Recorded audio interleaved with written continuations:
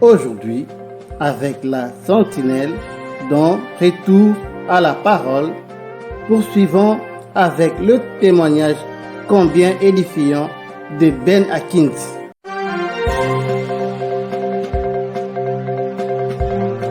Télé-sentinelle.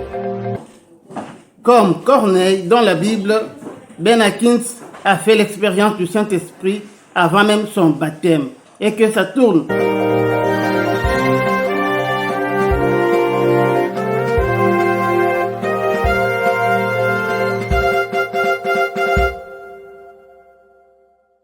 Tourmenté par des esprits de mort, un jour, il tombe sur une Bible satanique.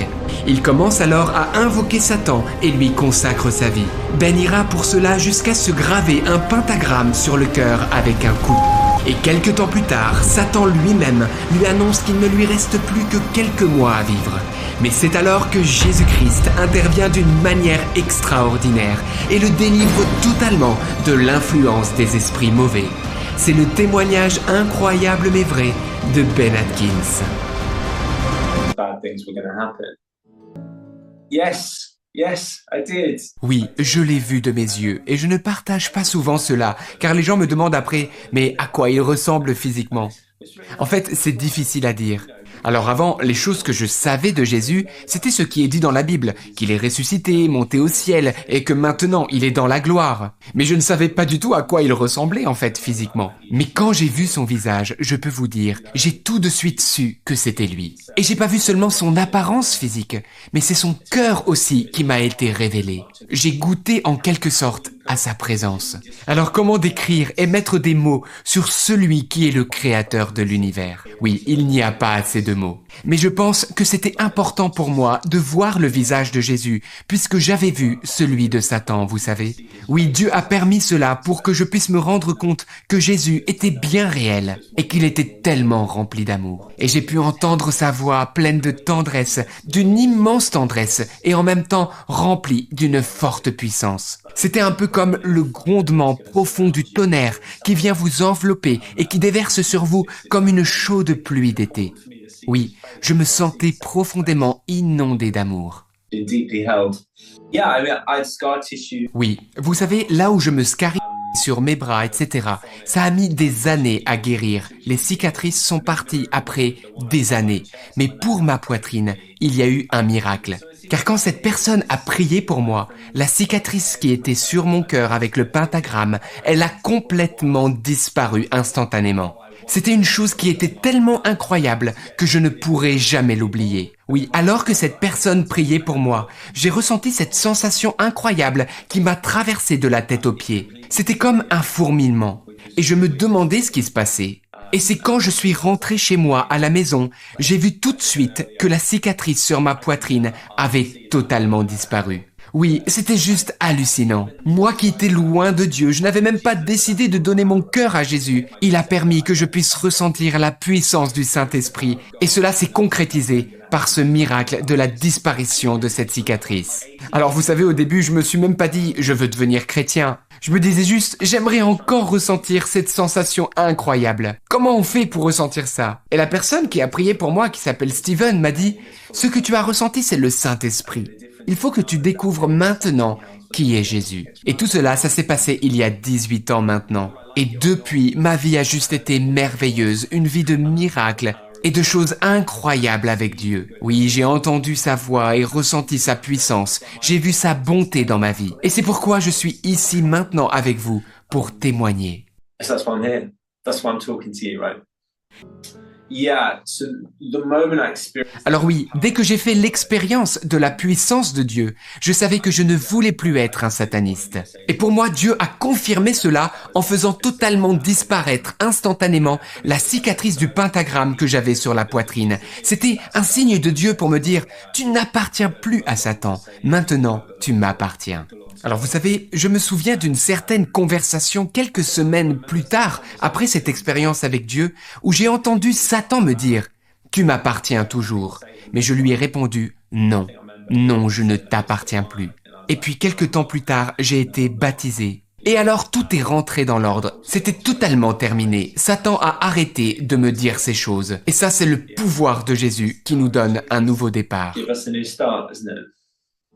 When I was 21, Oui, à l'âge de 21 ans, j'ai vécu un exorcisme. Une expérience de délivrance incroyable. L'exorcisme a duré environ entre 1 heure et 2 heures. Pendant l'exorcisme, je suis entré en convulsion et j'ai commencé à hurler. Et puis j'arrêtais pas d'entendre cette voix qui me disait « Tu es à moi, tu es à moi, tu as besoin de moi, tu as besoin de moi ». Et c'est vrai qu'à l'âge de 15 ans, j'avais dit au diable que je voulais qu'il soit mon ami. Et il s'est comporté en quelque sorte comme mon ami. Alors un ami toxique, oui, mais un ami. Et donc l'esprit du mal qui était en moi ne voulait plus partir. Et à un moment donné, lors de l'exorcisme, j'ai perdu connaissance. Et quand je suis revenu à moi, j'étais quelqu'un de différent. J'ai pu recommencer à sentir des choses que je ne sentais plus depuis des années. Par exemple, dans les jours qui ont suivi l'exorcisme, je n'arrêtais pas de pleurer quand j'écoutais de la musique, parce que j'entendais bien désormais. Je n'avais plus d'acouphènes. Oui, je me sentais bien de nouveau dans ma peau, en sécurité. Et aussi depuis cet exorcisme,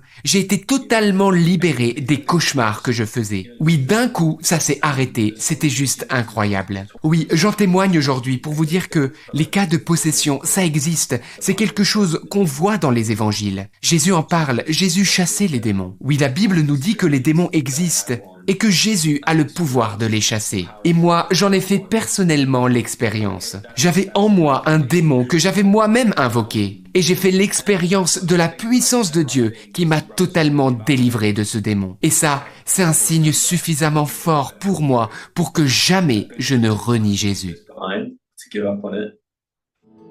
But about 5 years ago, he was dying. Il y a environ 5 ans, mon grand-père, qui avait abusé de moi, était mourant et je suis allé lui rendre visite à l'hôpital. Il y avait encore beaucoup de non-dits dans la famille autour de ces abus et on ne savait toujours pas comment gérer ça. On avait même contacté la police, mais ils ne voulaient pas vraiment nous aider. Je me suis donc assis seul dans sa chambre d'hôpital. Et vraiment, à ce moment-là, je voulais le tuer.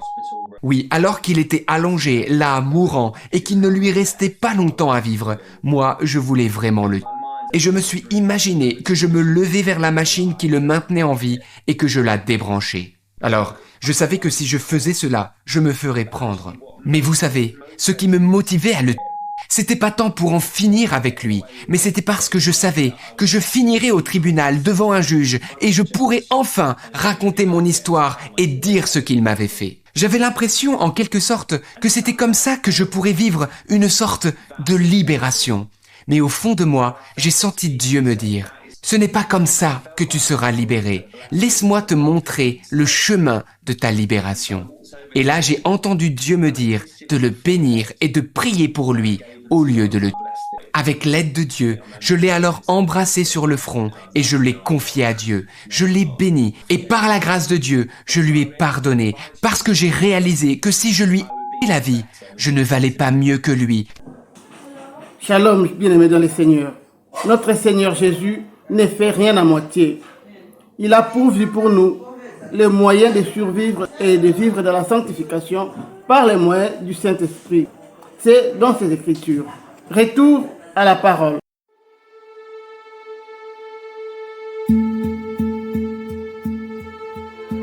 Et moi, je prierai le Père, et il vous donnera un autre consolateur, afin qu'il demeure éternellement avec vous, l'Esprit de vérité, que le monde ne peut recevoir, parce qu'il ne le voit point et ne le connaît point. Mais vous, vous le connaissez, car il demeure avec vous, et il sera en vous. Je ne vous laisserai pas orphelin, je viendrai à vous. Évangile selon Jean, chapitre 14, versets 16 à 18. Parole du Seigneur.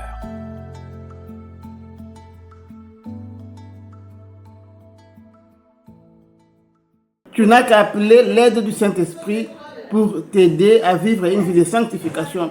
Tu n'as aucun effort à fournir. Shalom bien-aimé. C'était là le 3e épisode du témoignage de Ben Akins, l'homme qui a signé le pacte avec le diable et sauvé en dernière minute par le Seigneur Jésus-Christ. Si notre Seigneur tarde à venir, nous allons encore cette semaine continuer avec ces témoignages. Mais entre-temps, que le bonheur, la grâce et la paix du Seigneur vous localisent. Restez bénis dans le nom du Seigneur Jésus-Christ. Et la Sainte Lumière vous dit bye.